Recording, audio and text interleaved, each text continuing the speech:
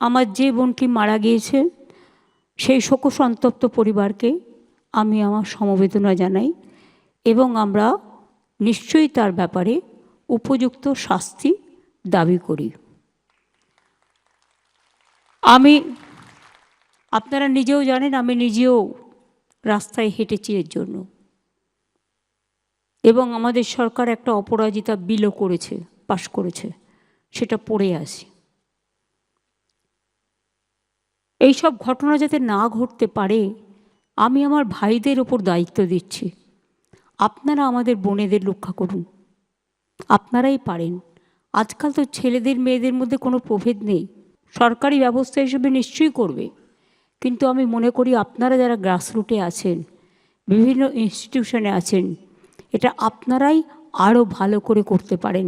এটা আপনাদের পালঙ্কে আর একটা মুকুট জুটবে যদি বোনেদের বিপদে ভাইয়েরা আপনারা এগিয়ে আসেন এবং বোনেরাও ভাইদের প্রোটেক্ট করেন।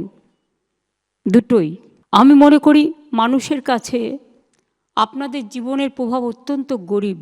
I salute to all of you and your family members and your fraternity. তথ্য প্রমাণ যারা নষ্ট করেছেন তাদের জন্য কি শাস্তি রেখেছেন বিলে? প্রশ্ন আরজি করে নিহত চিকিৎসকের বাবা মায়ের।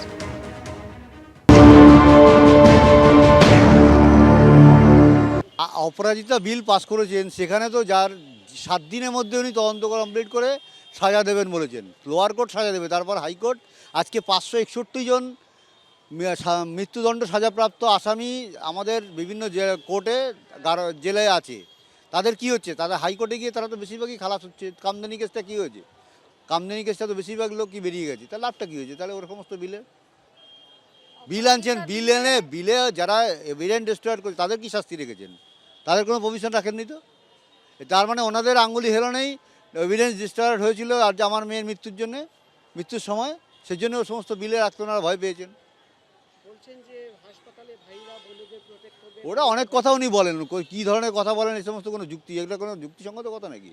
ওনার প্রশাসন পারে না সুরক্ষা দিতে, সেখানে ডাক্তাররা সুরক্ষা দেবে? সেখানে তো ডাক্তারই আমার মেয়েকে মেরেছে আমাদের ধারণা, এবং তার প্রমাণও এখন বেরোচ্ছে আস্তে আস্তে করে। অপরাজিতা বিলে যে দোষী তাকে 7 দিনের মধ্যে পারে। দোষটা কেন হচ্ছে, কেন তাকে কাজের জায়গায় খুন হতে হচ্ছে, তার জন্য কি কোনো নিয়ম আছে? তার জন্য তো কোনো নিয়ম সেখানে নেই। তাহলে একটা কথা বলি, এই যে এত বড় একটা ঘটনা আমার মেয়ে কর্মরত অবস্থায়, যারা পৃথিবীতে কোথাও ঘটেনি, এই ঘটনার বিচার হচ্ছে না বলে আজকে অপরাধীরা সাহস পেয়ে তারপর থেকে দেখুন ঘটনা কত বেড়ে গেছে। এই মানে ধর্ষণের ঘটনা কত বেড়ে গেছে, এই কারণেই বেড়েছে। যদি আমার মেয়ে বিচার পেত, এত অপরাধীরা এত সাহস পেত না।